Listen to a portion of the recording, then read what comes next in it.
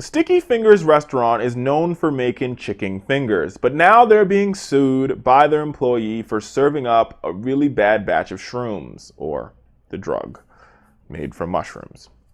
And here is the story. Sophie Rasmussen states that her boss at the Sticky Fingers restaurant was making a new recipe and said, "Hey, Sophia, close your eyes, open your mouth, and tell me what you think about this particular product."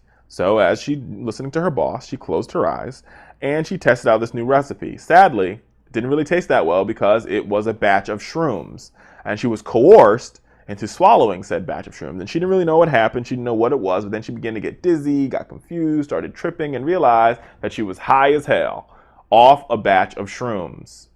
Thus, she's suing Sticky Fingers for forcing her to intoxicate drugs that she didn't want, or to ingest drugs that she didn't want. Now, the suit is still pending, but either way, like, this is some real screwed up stuff. Like, the fact that your boss, first of all, that's irresponsible. As a supervisor, your job is you should hold yourself to a higher standard, and your job is to be an example to your employees, not the contrary, which is what happened in this particular situation.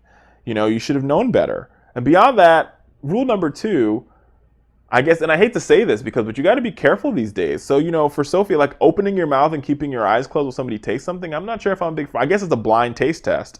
But this is a blind taste test gone bad in this particular situation. And I hope she wins her suit, and I hope this place closes down, because the fact that the supervisor is bringing shrooms into work and feeding it to his employees is sort of sick and disgusting.